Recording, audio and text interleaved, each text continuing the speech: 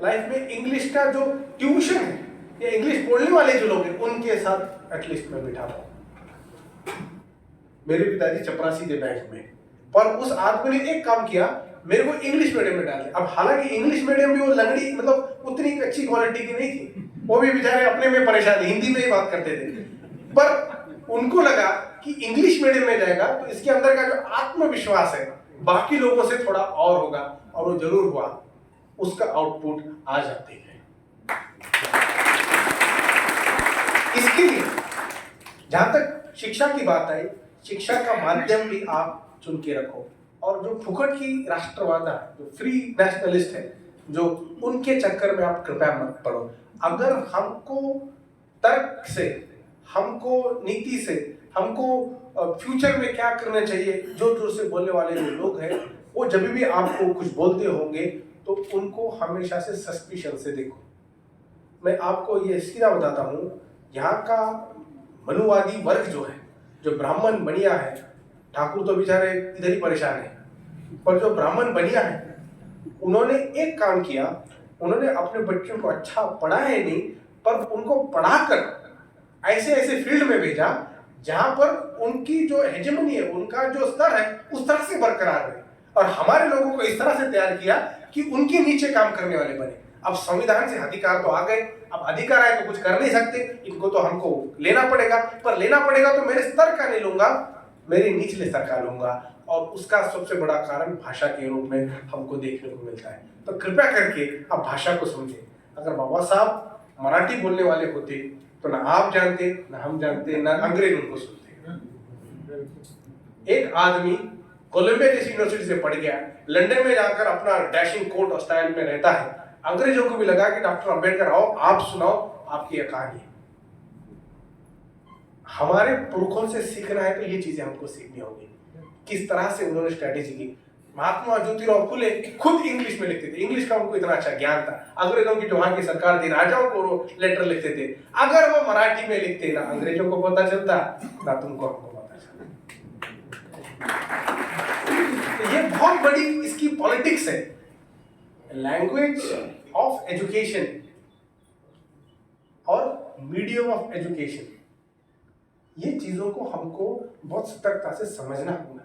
Language of education जो होती है, आपकी जो लैंग्वेज होती है वो आप जिस लैंग्वेज में करना है कर लो, पर मीडियम ऑफ एजुकेशन जो है वो आप इंग्लिश रखो। कुछ सालों के लिए, कुछ 100, 150, 200 सालों के लिए तब तो रखो, क्योंकि जो नई चीजें बन रही है वो इसी भाषा में बन रही है।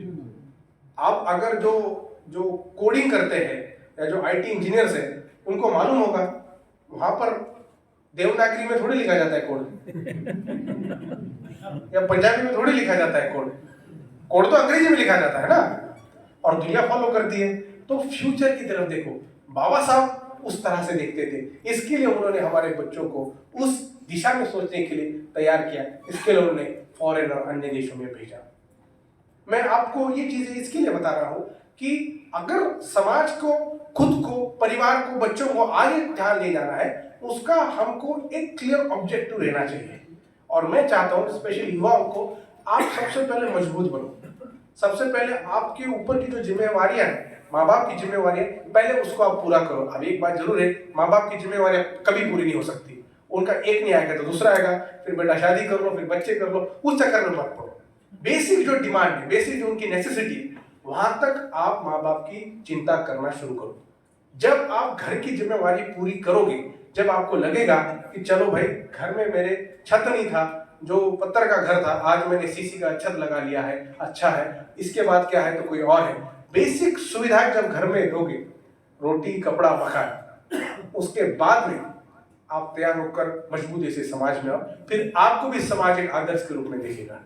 अगर आप खुद पढ़े लिखे, चलो ठीक है, आउटपुट अलग है, पर अगर आप खुद सशक्त नहीं हो, अगर आप खुद परेशान हो, अगर आप खुद किसी के ऊपर अवलंबन हो, किसी के ऊपर रिलायंट हो, तो समाज के ऊपर भी आप रिलायंट हो जाते हो, और समाज का जो बोझा है हमको उठाना है, समाज का बोझा नहीं बनना है। बहुत बड़ा फर्क है। अगर आपकी नीड्स सॉल्व हो गई तो फिर समाज का बोझा उठाने में आप तैयार होते हो। बहुत समय आप तैयार नहीं होते हो, इसके लिए समाज का बोझा बनते हो। समाज खुद ही कमजोर है, वो आपका बोझा उठाने लायक अभी तक नहीं बना, फिर समाज आपका बोझा उठा नहीं सकता, फिर आप समाज को गाली देना शुरू करते हो कि मैंने इतना कुछ समाज के लिए किया, समाज ने मेरे लिए कुछ नहीं किया। समाज एक ऐसा ट्रांजैक्शन है, केवल पैसे लाकर देने होते, वो बैंक आपको वापस पैसे नहीं दे सकती। समाज की जो धारणा है, आपको देना होता है, और देने के लिए आपको तैयार बनना होगा, देने वाला तैयार होना होगा। तो मैं आपको ये इसके लिए बता रहा हूं, बहुत से समय हमारे पास जो है कि अलग अलग स्तर पर, जैसा हमारे पास आज अलग इश्यूज है। एक बहुत ही जरूरी इशू मेरे को लगता है, हमारे लोगों को मालूम है, उसके ऊपर काम लॉन्ग टर्म ऑब्जेक्टिव है, तो वो है जमीनों का इशू। जमीनों को लेकर जो यहाँ पर जितने भी बड़े बड़े जो कांड हुए हैं, वो जमीन एग्रीरियन इश्यूज के इर्द गिर्द हुए। यहाँ का तकरीबन 40% शेड्यूल कास्ट समाज पंजाब का, उसके पास केवल 3.5% जमीन है। और आपको मालूम है जमीनों की ताकत क्या होती है। पंजाबियों के अलावा मेरे को नहीं लगता किसी और को इसकी डेमोन्स्ट्रेशन देखने को मिलेगी। बड़े बड़े घर, बड़ी बड़ी स्टेटस, ये जमीनों से आती है। आपको ये समझना होगा कि जमीन जो है या रिजर्वेशन जो है, ये केवल आर्थिक प्रोग्राम नहीं है, ये तुम्हारे सम्मान का, तुम्हारे हकों का प्रोग्राम है। और जमीनों को तुम हक के रूप में देखना चाहिए। पंजाब लैंड एलिनेशन एक्ट 1900 में जब बना, अंग्रेजों ने जब बनाया, यहाँ के जो जट जो ये करने वाले थे, आर्मी में थे, उनको कुछ करने के लिए किया, पर करते समय अंग्रेजों ने ये सबसे बड़ा पाप किया, पंजाबियों के खिलाफ सबसे काम किया, यहाँ के दलित समाज को जमीन रखने के अधिकारों से दूर रखा। तो जब हम अंग्रेजों से यहाँ का ब्राह्मण बनिया सवर्ण जब कुछ मांग रहा है, तो सबसे पहला हक यहाँ के पंजाब के दलितों का है, क्योंकि उन्होंने उनके दलितों के जमीनों के हक को उन्होंने दूर कर किया, और हमको वो जमीनें वापस लेंगे। ये ऑब्जेक्टिव हमको हमारे सामने रखना होगा। 3.5% सिर्फ कब्जा तुम्हारे जमीनों पर है। फिर पंजाब के लैंड एक्ट 1961 में बने, 171 में रिफॉर्म्स एक्ट आए, उसके हिसाब से 17.5 से 33% से उतनी ही जमीन, उससे ज्यादा नहीं रख सकती। आज भी तुम्हारे हमारे पास यहाँ का अमरिंदर सिंह हो या बाकी लोग हो, इनके पास 500-600 एकड़ जमीन है। यानी क्रिमिनली ये लोगों की जमीनें इन्होंने करके रखी है। और किस तरह से करके रखी है, यहाँ पर हक है कि जो जमीन ढोएगा वो जमीन उसकी, पर इन्होंने प्रॉक्सी बना के रखे, तुम्हारे हमारे नाम से जमीनों की इन्होंने उसके ऊपर काम करके लिया, खुद के नाम से लिया। आज भी हमारे लोग मजदूरी का काम जमीनों में करते हैं, और उसी जमीनों के ऊपर अनेक तरह के दुष्कर्म किए जाते हैं, तुम्हारे बहन बेटियों के साथ रेप किया जाता है, तुम्हारे टांगे तोड़ जाती है, तुम्हारे ऊपर अनेक प्रकार की एट्रोसिटीज उसी जमीनों पे होती है। जो जमीन तुम्हारे पुरखों की है, वो जमीनों को तुमको दूर रखा गया है। इसके लिए अगर हमको लॉन्ग टर्म ऑब्जेक्टिव रखना है, तुम पे जुल्म करने वाला व्यक्ति जमीनों के हकों के ऊपर नाक की तरह बैठा है, कानून कायदे से वो इलीगल है। जमीन किस तरह से प्राप्त की जा सके, इसके लिए यहाँ के मिडिल क्लास ने सोचना है। जमीनों की जो हक की लड़ाई है, ये बाबा साहब की लड़ाई है। बाबा साहब के मन में ये था, उत्तर प्रदेश में बाबा साहब ने भाषण दिया, औरंगाबाद में दिया। बाबा साहब ने कहा कि जो जमीन सरकारी है वो जमीन, वही आंदोलन को कांचीराम साहब ने, उसके बाद एक्चुअली दादा साहब गायकवाड ने किया, रिपब्लिकन पार्टी ऑफ इंडिया के आंदोलन से। उसके बाद में हमने आधुनिक आंदोलन तक जमीन को लेकर भारत में लड़ाई दलित समाज में हुई नहीं। ये सबसे बड़ा फेलियर पोस्ट अंबेडकर मूवमेंट का है। मैंने बीएसपी के लोगों को भी पूछा कि जमीनों को लेकर आपका क्या डायरेक्ट प्रोग्राम था। जमीनों को लेकर सीधा प्रोग्राम बीएसपी वालों का भी नहीं रह चुका है।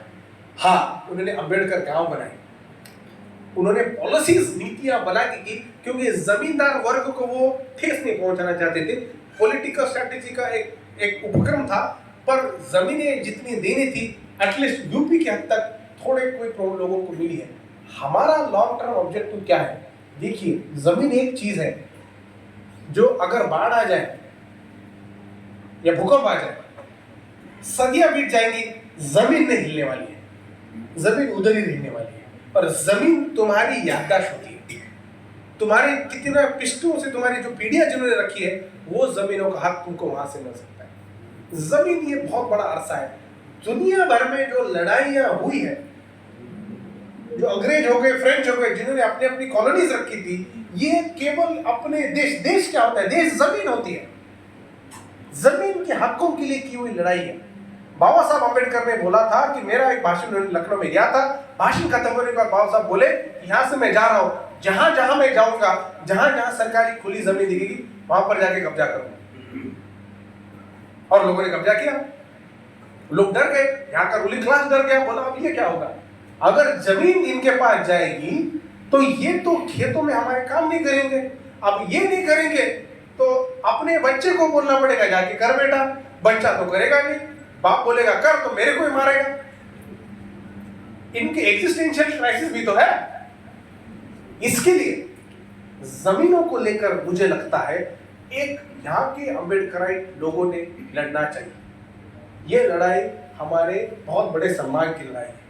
अगर जमीनों की लड़ाई लड़के जाओगे, आने वाले 4, 5, 6 जनरेशन भी तुम्हारा नाम लेते रहेगी कि उस जमाने में हमारे उस पूर्वज ने, उस पुरखे ने इसके लिए लड़ा था। आज 400 साल बाद ये जमीन पे मेरा इतना बड़ा हक है। ये लॉन्ग टर्म लड़ाई है।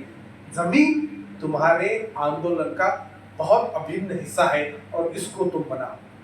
बहुत से समय हमारी जो लड़ाई है प्रोफेसर साहब, रिजर्वेशन तक लिमिट कर दी गई। रिजर्वेशन जो है बहुत ही कम परसेंटेज में मिलता है, हमारे लोगों को ये भी इसकी कल्पना है। रिजर्वेशन की जो बात है, रिजर्वेशन जो है वो एक परसेंटेज में दिया जाता है, परसेंटेज में दिया जाता है ना, 15, 16, 17, 18 जितना भी परसेंटेज उसके तक दिया जाता है। उसके बाहर मिलता है क्या कुछ? अगर उसके बाहर चाहिए तो नहीं है, पॉसिबल नहीं है।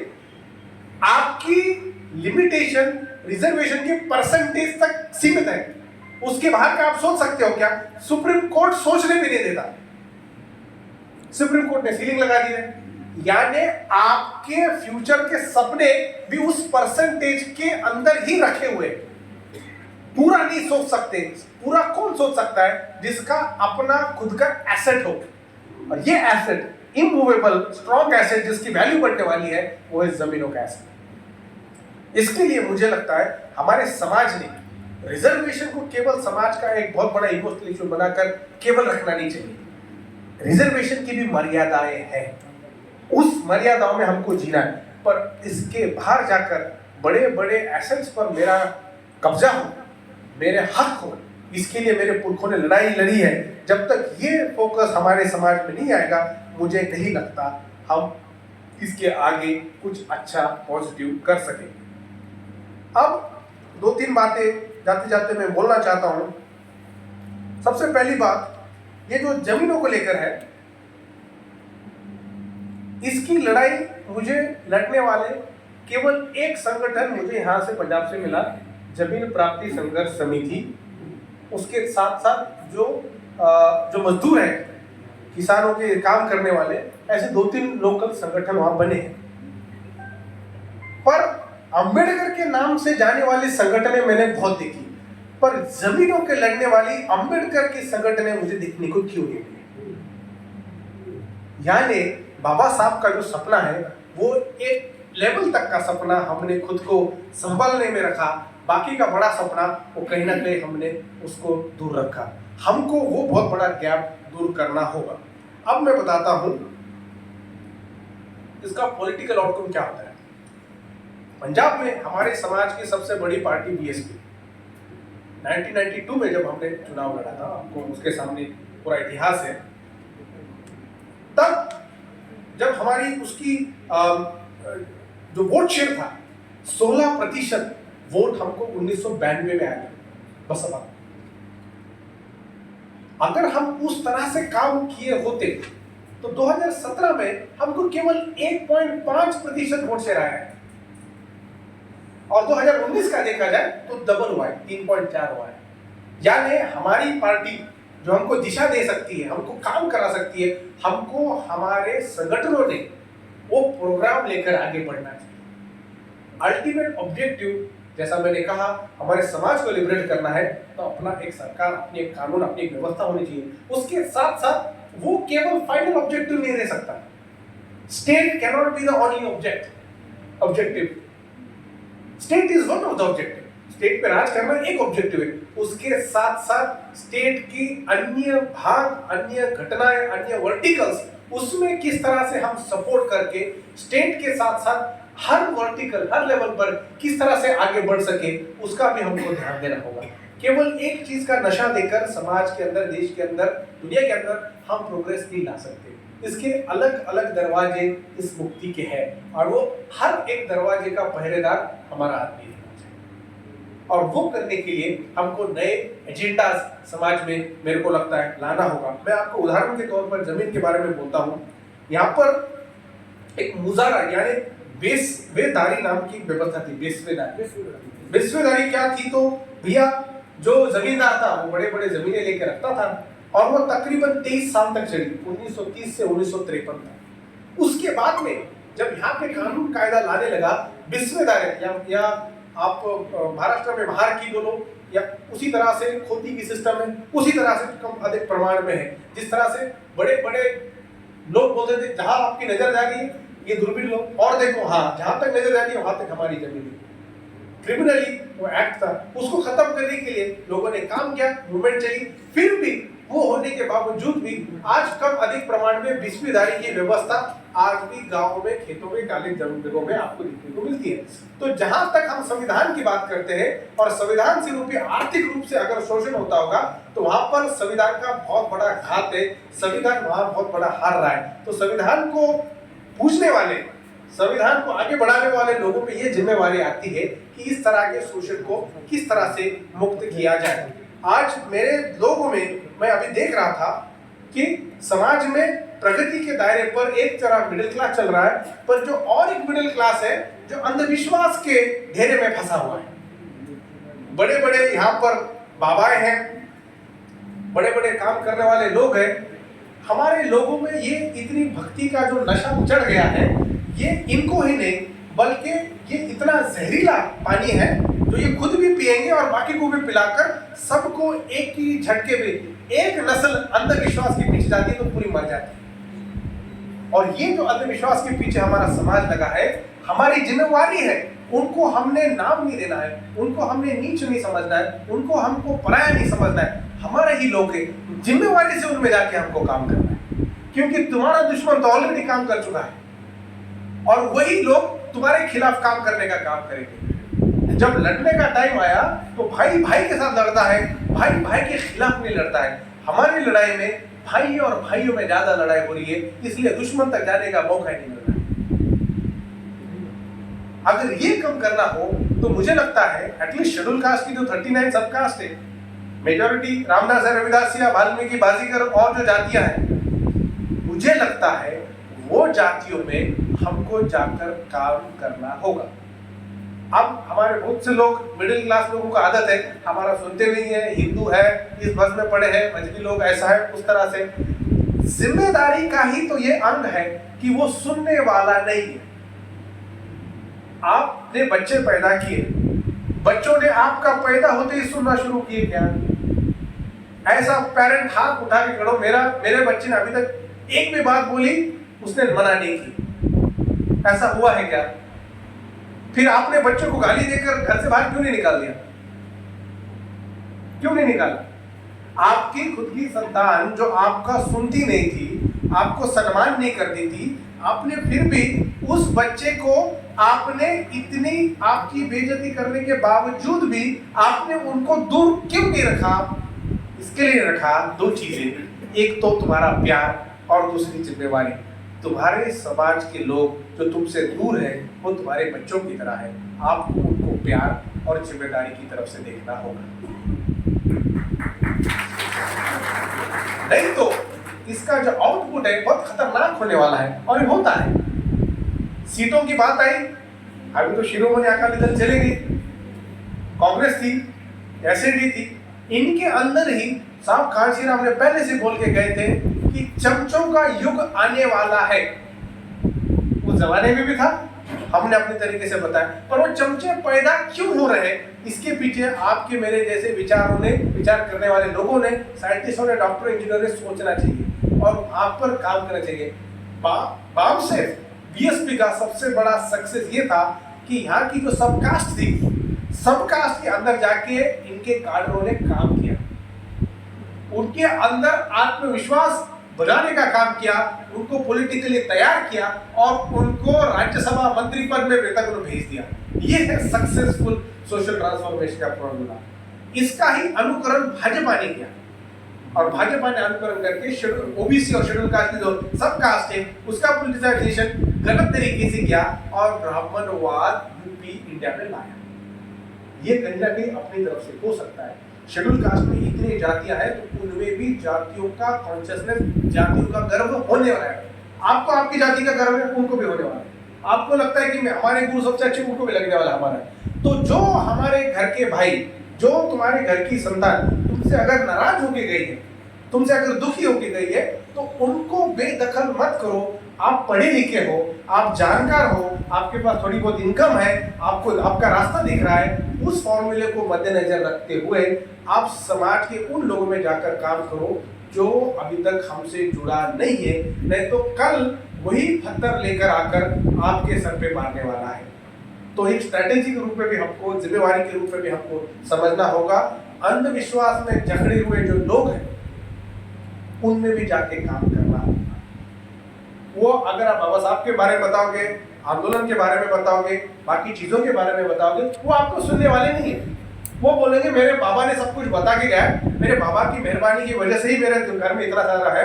उसको पता नहीं है कि उसके अंदर की जो ताकत है, वो जो मेहनत कर रहा है, उसकी वजह से उसको मिला है। पर उसका दिमाग ब्राह्मणवाद, मनुवाद के पास गिरवी रखा हुआ है।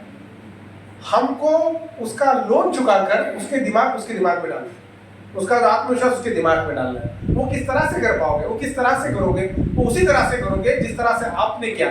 आपको भी एजुकेशन लेना था, एजुकेशन यानी समाज के बारे में, तर्क के बारे में एजुकेशन लेना था। उनमें जाके काम करो।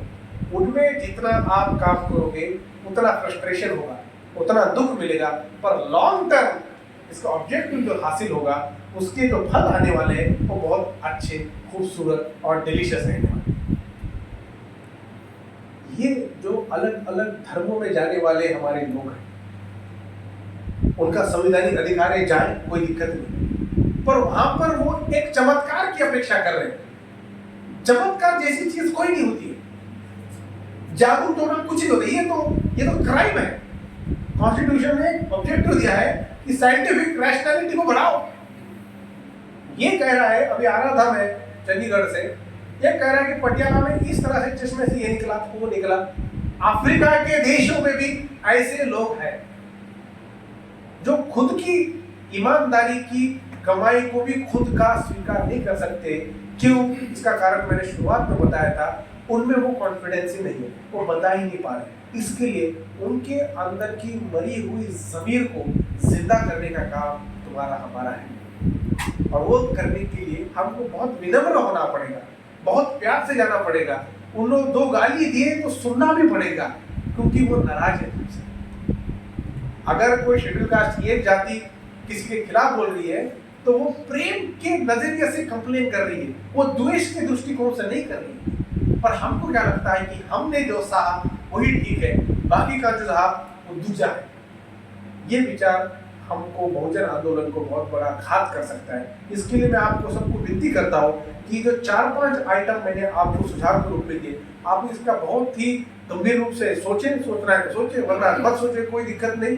पर एटलीस्ट आने वाली जो पीढ़ियां हैं, संतानें हैं, जो नस्लें हैं, उनके बारे में क्या कर सकते हैं, इसके बारे में भी हमको 21वीं शताब्दी का टेम्पलेट जिंदा करना जरूरी है।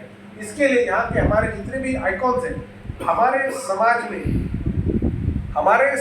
में समाज उन चीजों की नकल कर रहा है जिसकी डेथ वारंट ऑलरेडी बन गई है। मौत के पीछे भागने वाले आदर्श हमको नहीं चाहिए। मैंने बहुत पहले कहा था, we don't want martyrs, we want victors. मरी हुई कौम नहीं चाहिए, जीतने वाली कौम चाहिए। और मरे हुए लोग कंधा मांगते हैं, मरे हुए लोग कंधा मांगते हैं, जीतने वाले लोग कंधे तैयार करते हैं। और वो कंधे मरने वाले लोगों के लिए नहीं, वो कंधा समाज के आंदोलन को आगे बढ़ाने के लिए करते हैं। इसके लिए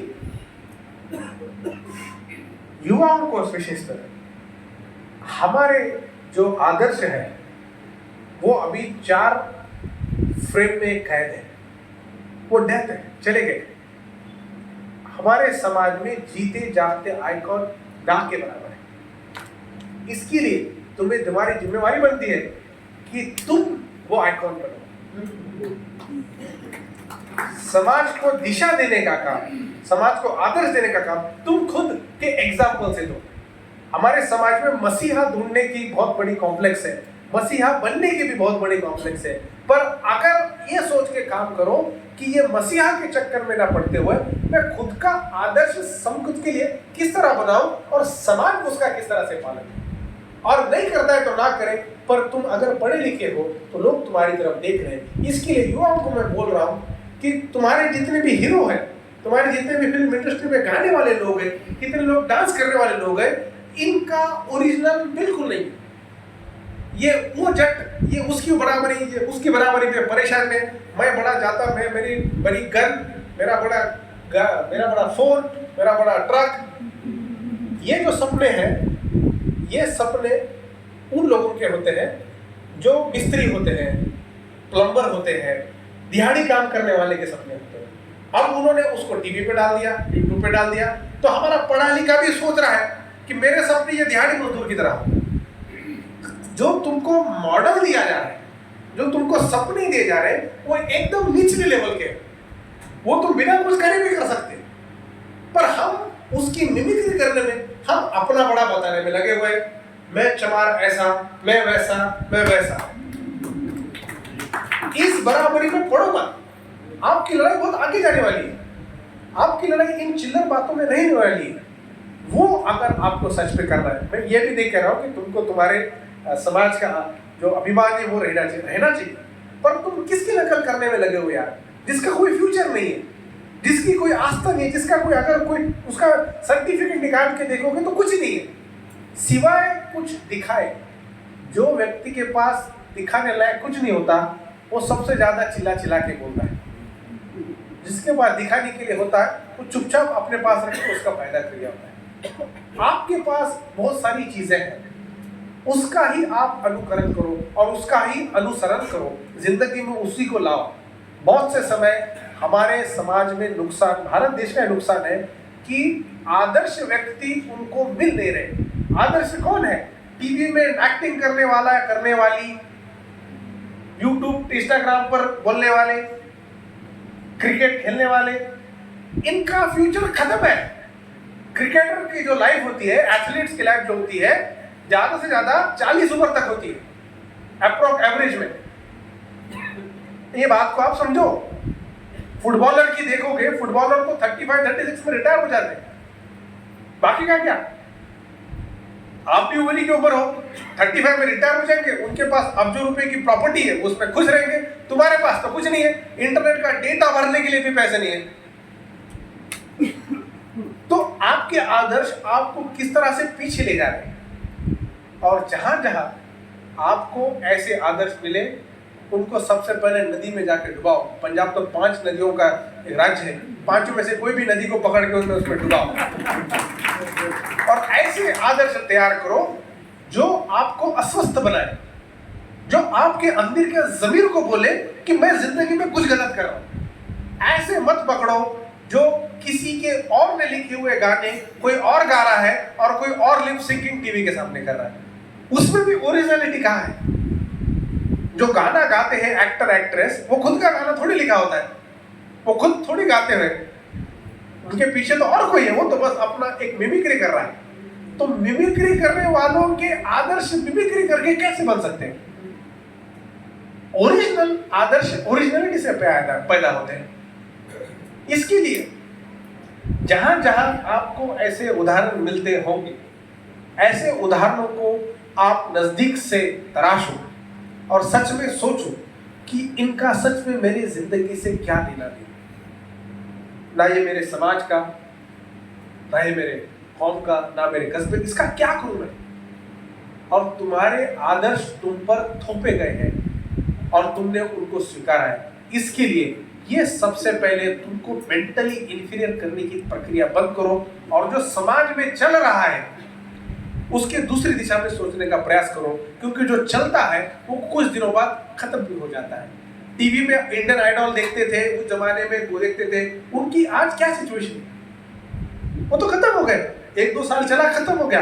जिंदगी का क्या, जिंदगी का केवल 1-2 साल का थोड़ी प्रोजेक्ट है, एंटरटेनमेंट थोड़ी है, जिंदगी एक लॉन्ग टर्म प्रोजेक्ट है। उसके लिए ऐसे लोग पकड़ो जो लोग तुमको तुम्हारे अंदर का जो कॉन्फिडेंस है उसको हिला दे और आपको बोले कि आगे जाए। और ऐसे तो आइकॉन्स बिल्कुल ही मत पकड़ो जो तंबाकू बेचते हो, चड्डी बनियान कुछ रुपए के लिए बेचते हो। अगर ऐसे बनोगे तो तुम्हारी भी औकात उतनी ही कर देंगे जितनी वो तुमको करना चाहते हैं। ऐसा आइकॉन कभी देखा है क्या जिसके पास पीएचडी हो, जो बड़ा इंजीनियर हो, जो बड़ा अच्छा जिंदगी में कमाने वाला हो? मैं ये नहीं कह रहा हूं कि एथलीट्स आदर्श नहीं हो सकते, ये भी हो सकते हैं, पर जो तुम्हारे सामने आदर्श बन के आ रहे हैं वो खुद आदर्शवादी नहीं है। सचिन तेंदुलकर को भारत रत्न दिया गया, उसको राज्यसभा में भेजा गया।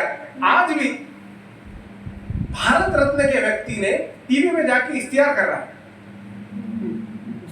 और वही नहीं, राज्यसभा की उसको मेंबरशिप है, उसकी अटेंडेंस 95% से कम है। यानी तुम्हारे आदर्श अर्जुन तेंदुलकर की लाइफ बनाने में फंसे हुए, सारा तेंदुलकर की लाइफ बनाने में फंसे हुए, तुम सचिन तेंदुलकर तक ही अड़े हुए। ये बहुत बड़ा नुकसान तुम्हारे साथ हो रहा है। इसको आप समझो, साझा करो क्या हो रहा है मेरी जिंदगी के साथ। और युवाओं को मैं विशेष बता रहा हूँ, और अगर देखना ही है तो अच्छी क्वालिटी की इंग्लिश फिल्में देखो, जर्मन फिल्में देखो, कोरियन देखो, जापानीज देखो। देखना ही है तो कुछ क्वालिटी। यहाँ की जो फिल्में हैं वो हॉलीवुड में कोई करता है, फिर बॉलीवुड में कोई करता है, फिर उसी का कोई राइटर यहाँ का कॉपी करके फिर आपको दे देता है। आपको लगता है क्या बात हो गई भैया। देखना है तो ओरिजिनल देखो, अच्छा आर्ट देखो। ये जो है ये बहुत ही टर्शरी, तीसरे लेवल की जो बातें यहाँ होती है। करना ही है, अच्छा ही है, खाना ही है तो फ्रेश खाओ, किसी का बासी दिया हुआ क्यों खा रहे हो।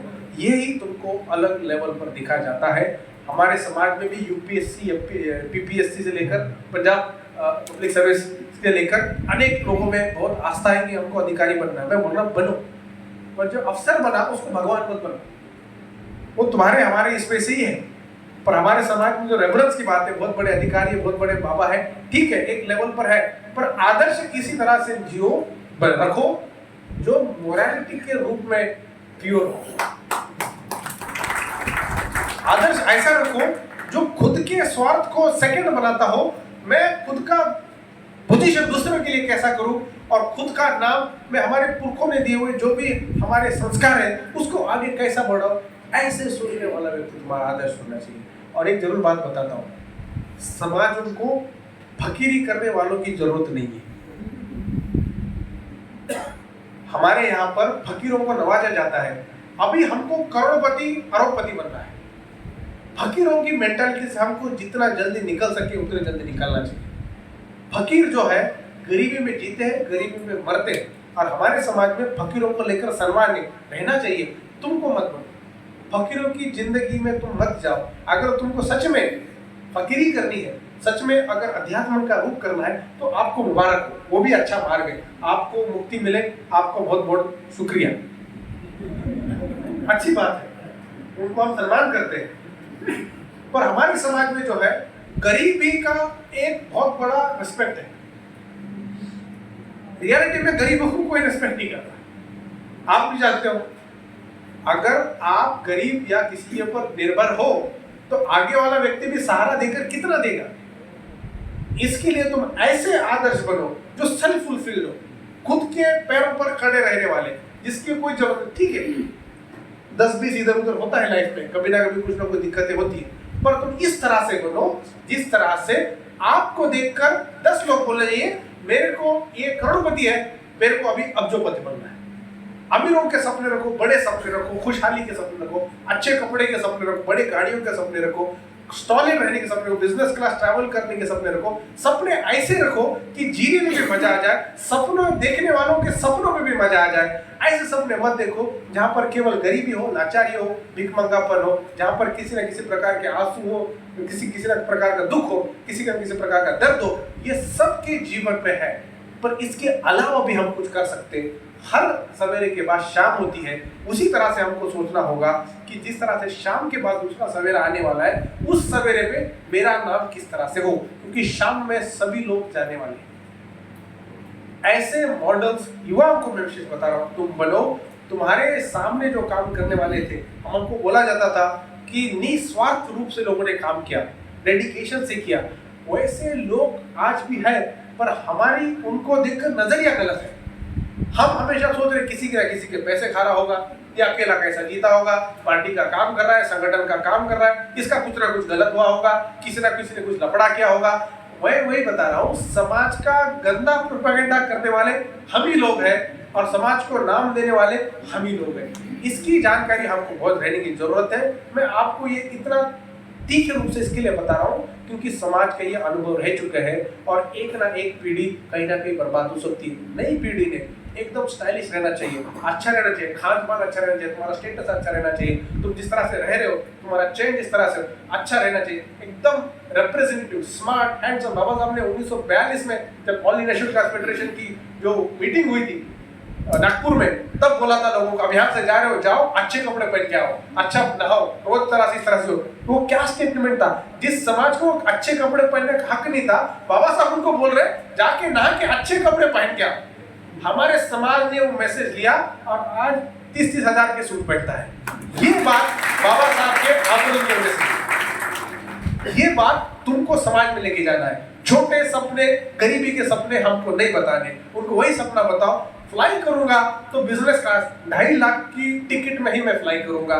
ये जब तुम समाज में लेके जाओगे, वो भी देखेगा फ्लाई ही करना है तो मैं 5 लाख के टिकट में जाऊंगा, मैं मेरी औकात इस तरह से बनाऊंगा। अगर उसको बोलोगे बस से चलेगा, ये ले 10 रुपए का टिकट, वो 10 नहीं 5 रुपए का ही सोचने वाला है। इसके लिए सपनों का भी स्तर जो है हमको उसी लेवल का बनाना चाहिए, जहां पर आत्मविश्वास भी सीढ़ी लेके खड़ा रहे और बोले भाई चढ़ जा, तेरा ही मकान। मुझे लगता है ये अनेक मुद्दों को हमने आज छेड़ा। आपको मैं बताना चाहता हूं कि ये नए नए आंदोलन के जो तकनीकें, जो तरीके हैं आ रहे हैं, आपको बहुत समय ये हो सकता है कि समाज में प्रोपेगेंडा करने वाले लोग बहुत मिल जाएंगे, कोई अच्छा बोलेगा, कोई बुरा बोलेगा।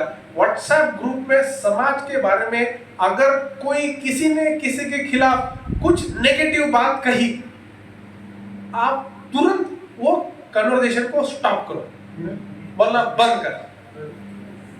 ऑलरेडी व्यक्ति का जो कैरेक्टर असैसिनेशन हो चुका है, वो इतना हो चुका है कि हम तो कभी खुद करते नहीं, पर जो करता है उसको दिन रात नाम देते। तो पहला जो मैंने मेरे भाषण की शुरुआत की थी नेगेटिविटी से, मैं वो सर्कल लेकर फिर आ रहा हूं और बता रहा हूं, जहां पर भी अगर कोई भी नेगेटिव प्रोपेगेंडा करता हो, चाहे वो तुम्हारा दुश्मन ही क्यों ना हो आइडियोलॉजिकली, पर अगर तुम्हारे समाज का है तो थोड़ा देर उस बात को दीर्घ रूप से समझो। कोई भी तुम्हारे समाज का व्यक्ति तुम्हारा दुश्मन नहीं है। जिस तरह से पॉलिटिक्स में देखिए यार, हमारे समाज में एडवोकेट साहब, बहुत समय क्या होता है हमारे समाज में, हम सोचते हैं कि पॉलिटिक्स करने वाला व्यक्ति जिंदगी भर गरीब रहे। हर प्रोफेशन में प्रमोशन तो चाहिए ना, तो पॉलिटिक्स करने वाला अगर उसके प्रोफेशन में आगे बढ़ना चाहता है तो हमको उसकी तकलीफ क्यों? तुमको अगर प्रमोशन नहीं मिलता है तो कोर्ट में जाके केस लड़ते हो। अगर पॉलिटिशियन भी अगर आगे बढ़ना है, वो भी वहां पर चैरिटी करने के लिए आया नहीं है, वो भी वहां पर पैसे कमाने के लिए आया जिस तरह से तुम गए हो। ये बात को सबसे पहले समझो। हम अगर पॉलिटिशियन में कबीर को ढूंढोगे तो कभी ना कहीं हम उससे दूर जा रहे हैं। कबीर पॉलिटिशियन नहीं थे, कबीर थे, कबीर महात्मा थे, पॉलिटिशियन महात्मा नहीं है। और बाबा साहब ने पहले कह के गए, भारत में महात्माओं की कमी नहीं है, और तेरे जैसा महात्मा आके गया, इसकी कोई संपर्क भी, इसका कोई नोटिस पे लेने वाला नहीं है। ये बहुत बड़ा उदाहरण बाबा साहब बोल के गए। तो समाज में अगर कोई भी प्रगति कर रहा है तो ये मत बोलो, उससे जेलसी मत करो, उससे ईर्ष्या मत करो, उससे नफरत मत करो कि ये इतना आगे क्यों जा रहा है। अगर वो आगे गया, चाहे वो तुम्हारा आइडियोलॉजिकली या दुश्मनी हो, प्राइवेटली तो ये बोल दो कि चल यार मेरे को उसकी कुछ बात पसंद नहीं, पब्लिकली स्टेज पे ऐसे जाके बोलो क्या आदमी है। क्योंकि तुमको सुनने वाले जो लोग हैं वो केवल तुम्हारे समाज के नहीं है, तुमको सुनने वाले ज्यादा तुम्हारे दुश्मन है। और दुश्मन जब देखेगा, मेरे को आज हर टीवी वाला, एक टीवी वाला ऐसा गया नहीं जो मेरे को मेरे समाज के नेतृत्व के बारे में भला बुरा कहने के लिए उकसाए ना। और जब भी मुझे बोलता है तो मैं बोलता हूँ ब्राह्मणों के नेता इतने भ्रष्ट है, वो बोलने लगते तेरे को तो दलितों पे बोलने के लिए बोला था, मैं उनको गाली देके आ जाता हूँ। क्योंकि मेरे समाज का नेगेटिव प्रोपेगेंडा करने के लिए मैं मेरा स्टेज का, मैं मेरे ज्ञान का, मैं मेरे सोचने का, मैं मेरे बोलने का कभी भी गैर फायदा किसी और को उठाने नहीं दूंगा। समाज जितने मेहनत से बना है वो बनाने में अनेक पीढ़ियां गई है, और उसको मैं ऐसे ही कैसे खींच के लाऊं। मैं उस व्यक्ति से सिंपैथेटिक हूं, भाजपा में हो, अकाली में हो, कांग्रेस में हो या कोई पार्टी में, चाहे बसपा में हो, कोई पार्टी में हो, अगर मेरा व्यक्ति उस पॉलिटिक्स में रहा है, जीता रहा है, तो मेरे लिए बहुत बड़ी सेलिब्रेशन की बात है। हालांकि वहां पे चमचा ही क्यों ना हो, प्राइवेटली एक दो लोगों के साथ मैं उसकी जो मेरी जो खंड है मैं अपने आप में डिस्कस करूंगा, पब्लिकली और विशेषतः पब्लिक प्लेटफॉर्म में बिल्कुल नहीं करूंगा। तो आपको जब भी कभी मौका मिलता है बात ही करनी है पॉलिटिक्स की, तो उस तरह की बात करो जहां पर तुमको आगे बढ़ना है। किसी की खामियां निकालते बैठोगे तो मैं आपको अभी बताता हूं, उदाहरण के तौर पे अगर मैं बोलूंगा प्रोफेसर राजकुमार हंस XYZ है, आप ABC से X तक आप ही बोलना शुरू कर दोगे। पर मैं बोलूंगा प्रोफेसर साहब ABCZ है, तो आप भी बोलोगे A² B² C, इनके बारे में और गुणगान है। ये समाज की मेंटालिटी है, व्यक्ति की मेंटालिटी है। किसी के बारे में आप अच्छा पब्लिकली कहते हो तो लोग उसको पॉजिटिवली लेते हैं, किसी के बारे में भला बुरा कहते हो तो लोग उसको नेगेटिवली लेकर जाकर आपने जो मैसेज दिया उसको 3 तरह से फिल्टर करके किसी और को और भला बुरा कहते हैं। और जो व्यक्ति समाज के अंदर काम करना चाह रहा है, विशेषतः पब्लिक रूप में, बहुत से समय जिसको पब्लिसिटी मिलती है, लोगों को उससे नफरत होती है, लोगों को उससे ईर्ष्या होती है, लोगों को लगता है कि इसको किसी ब्राह्मणवादी संगठन ने तैयार किया। ऐसा नहीं होता है, सबके लिए सबको मेहनत लगती है, अपने टैलेंट की वजह से आगे गया होता है। और अगर ब्राह्मण भाजपा का भी अगर MP रहता हो, ब्राह्मण बसपा का भी MP रहता हो, तो ब्राह्मणों से सीखने की बहुत अच्छी बात है कि कुछ भी हो जाए अपना राज न जाए, फिर वो चाहे बसपा में रहो, कांग्रेस में रहो, भाजपा में रहो, ब्राह्मणों ने खुद का वर्चस्व बनाने के लिए सभी सुविधाएं उपयुक्त करा लिए खुद के लिए। हमारे पास संविधान ने सुविधाएं देकर भी हम उसका फायदा लेने के बजाय एक दूसरे को उंगली दिखाकर वो एनर्जी उसमें वेस्ट कर रहे हैं। आप ये जरूर ठान लो, जिसके अंदर जो भी खामियां हैं, आप खुद को उसके शूज में, उसके चप्पलों में जाकर एक दिन एहसास करो कि क्या होगा इस तरह से चीजें, और जब आपकी सिंपैथी जागेगी तब करो। पर यह भी मैं कह रहा हूं कि जो ऐसे समाज के अंदर जो चमचे हैं, जो समाज में पल रहे हैं, जो तुम्हारे हमारा प्रतिनिधित्व करने की बजाय तुम्हारे हमारे नाम के वोट खाकर खुद का जो भी पर्सनल ग्रेटिफिकेशन कर रहे हैं, उनको भी आप स्ट्रिक्टली बात करना चाहिए और उनको उस तरह से करो जिस तरह से उनको जलील ना करें। प्राइवेटली जाके मिलो, बाकी चीजों में जाके मिलो, उनको सुधारने की कोशिश करो। पॉलिटिकली अगर बात बनती है तो व्यक्ति को इंडिविजुअली मत बोलो, उसकी पार्टी को गाली दो, उसके पार्टी के रिप्रेजेंटेटिव अगर देना ही है, अगर कांग्रेस के रिप्रेजेंटेटिव करना है तो उसमें क्यों जाते हो, उसके लीडर को बोलो, उसके लीडर ने क्या किया, इतिहास बताओ, भाजपा के बारे में बताओ, उस तक कभी भी क्रिटिसिज्म मत रखो। और हमारे लोग जब हमारे समाज की क्रिटिसिज्म करते हैं तो जाति को लेकर करते हैं।